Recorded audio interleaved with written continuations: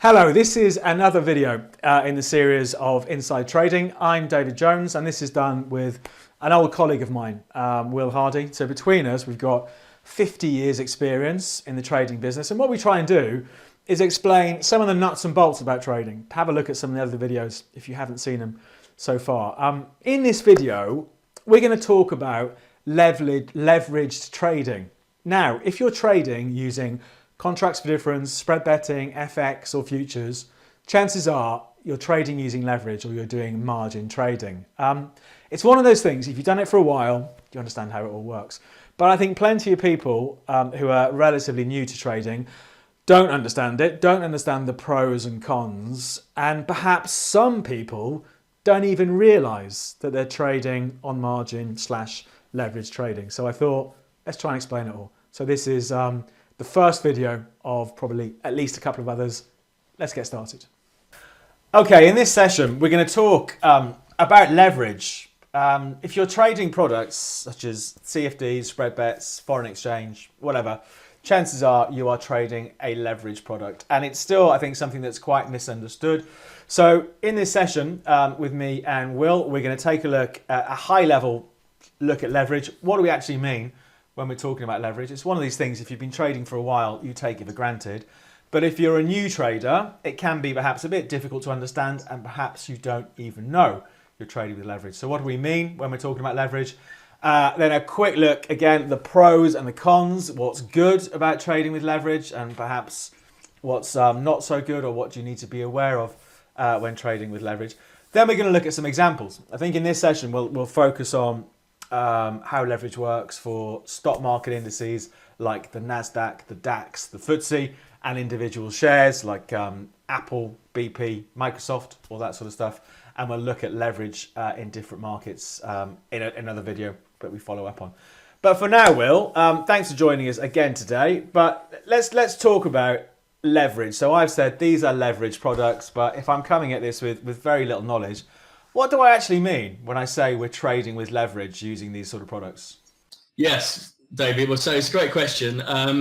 When we sort of think about CFDs or spread bets or Forex, then, leverage is one of the key features of those products. And essentially, leverage just allows the end user to take advantage of gearing. And so what we would mean by that is by being able to place a deposit margin in an account, which they can then multiply up to a greater number. So essentially what we're talking about when we're trading on spread bets and CFDs is that ability to put down a small deposit, but then to actually be managing a position with a much greater notional value. I think that's perfect description. I think that is it in a nutshell, isn't it? That you can buy, for example, a 10,000 shares or equivalent position in something like Apple, $10,000, but you don't need to have $10,000 in your account to do that, do you? You've got a small initial sum of money, the margin deposit that uses leverage that we're talking about, and basically you get more bang for your buck and you can control a much bigger financial position, isn't it? So you can just have much bigger exposure than what your account would make you think you could have. Yes, exactly. And of course, the reasons behind that are because when you are trading a CFD, you're trading a derivative. You're not actually physically buying shares. You're not actually investing in anything tangible. You are speculating on the value, the price of something. And so therefore, one of the benefits of the products, is again, the fact that you can take advantage of leverage. And as you say, leverage is offered on every product, every asset class that a provider will show on their platform to different levels. So you said one of the benefits there, I'm getting more bang for my buck. Well, this sounds brilliant. If I think Apple shares are going to go up and I'm going to buy, let's say, $10,000 worth of Apple, and I only need to put down $2,000 to control that position, that sounds fantastic. If Apple goes up 10%, I make $1,000 and I only put down $2,000 in the first place. I might put up a little explainer now just to show how that works. So we've put down a $2,000 amount in our account. We've got a $10,000 position in Apple. If it goes up 10%, we make $1,000. This sounds great. More bang for my buck. What could possibly go wrong? That's one of the benefits, Will. What are some of the risks and some of the pitfalls we need to be aware of when it comes to trading using leverage?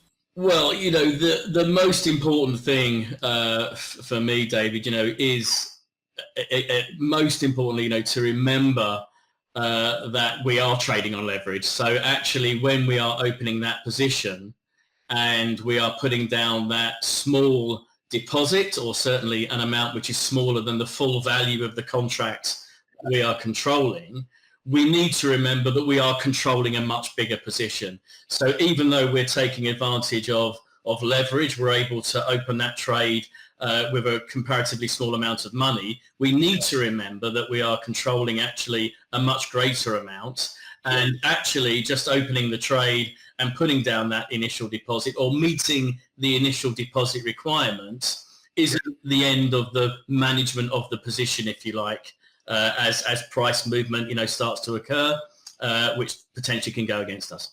Let's do an example just to illustrate this. So I'm going to drag across the trading platform. Let's take a look at this. Okay, a quick commercial break before we get into placing that trade on the FTSE, so you can see the mechanics of how leverage works and the risk here as well. We'll talk a lot about that in a second. But first of all, there's a few other things I do.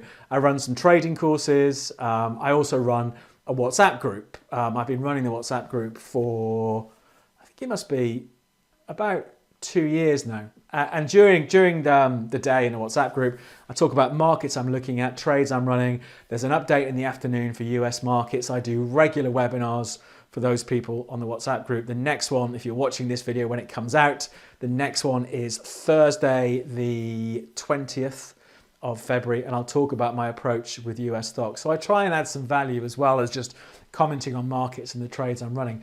If you'd like to try the WhatsApp group, you can sign up. The link is in the description to this video. Use the code YouTube for 20% off the first month subscription, and you'll get access to the next webinar whenever you join the group, and the previous recorded webinar as well. In my opinion, that is well worth more than 1 month subscription just to try it out. So that's it. The link is down below.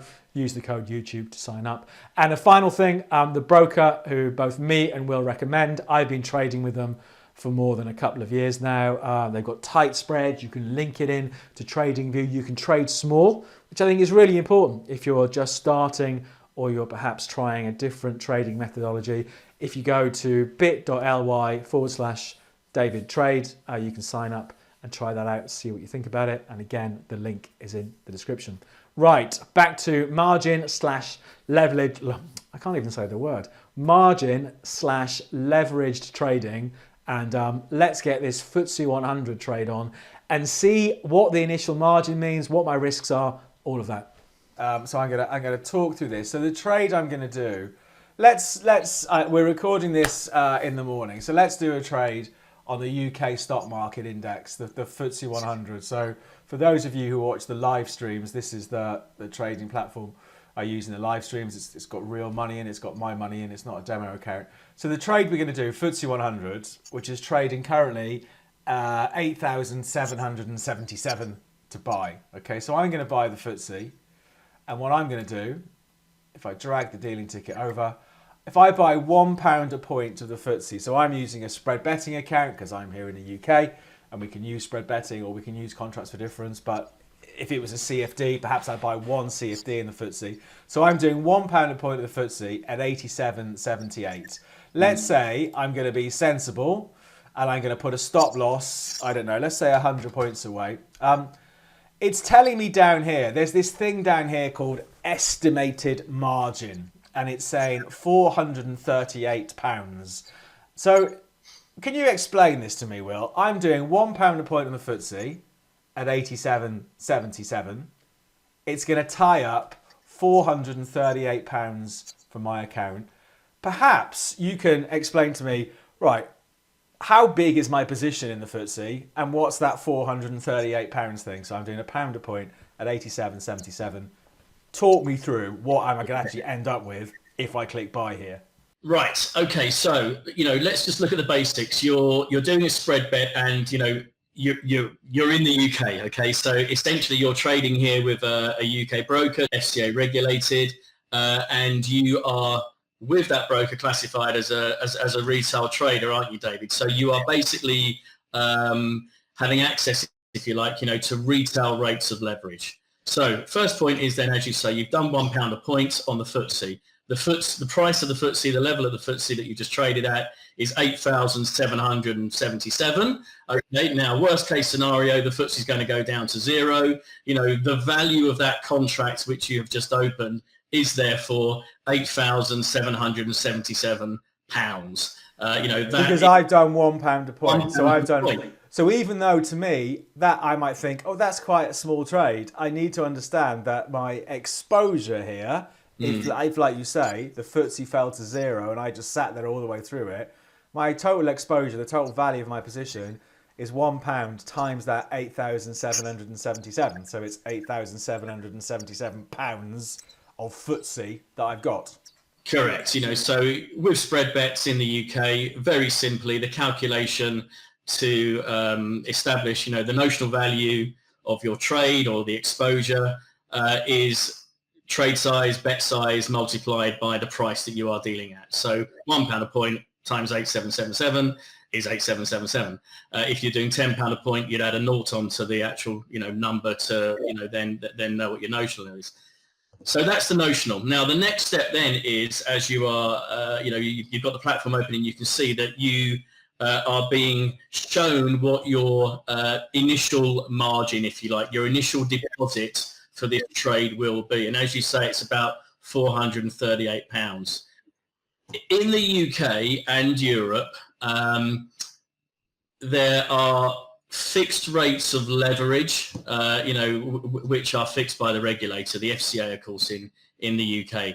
For major indices, the maximum leverage which a broker can provide is 5%, or it's 20 to 1, if you like. And so essentially, as you can see, it's doing the calculation for you. But in that scenario where your notional is 8,777, your initial margin, the deposit required to open up that trade, which you already have in your account, is 5% of that amount, £438. So as we started by saying, your risk here isn't only £438. The value of the position which you are now in control of is not £438, but that is the initial deposit, the initial margin which you must have in your account to open up the trade. And I think this is the really important thing to understand here. Initial margin. Initial means that might not be the end of it. If we look at a more realistic scenario, rather than the FTSE going to zero, if we say the FTSE, let's say, I don't know, let's say there's some war breaks out somewhere and the FTSE, stock markets around the world drop 10%. So our FTSE drops from 8,777, it drops 900 points and we've bought £1 a point. Well, I am immediately minus £900 or points on that trade. So even though I've put up £438, it's really, really important to understand my risk is not limited to that £438 because that is just controlling a much bigger position, isn't it? So it's important to understand that your initial margin is just that. If the trade goes against you, you need to have more money in your account to cover the losses. And I'd say perhaps it's not a downside of leverage, but it's something to be aware of, isn't it? That that's not just your only commitment potentially to that trade if it goes wrong. That's it from the latest video from me and Will. I hope you find it useful. Like I say, there's a whole series so far. I think there's 4 other videos we've done so far. There are more to come. Take a look at those and hopefully they will be useful for your trading and understanding the mechanics of how trading, brokers, leverage, all of that works. Like I say, if you'd like to try the WhatsApp group, the link is in the description. Use the code YouTube to get 20% off the first month. Try out the broker by going to bit.ly/David Trade. Otherwise, we're done. So I'll be back for the live stream on Friday. If you like this video, if you could like and subscribe, all that YouTube stuff, I keep forgetting to ask, but it does help me to grow the channel and continue hopefully putting out useful videos. So until the next time, good luck with your trading.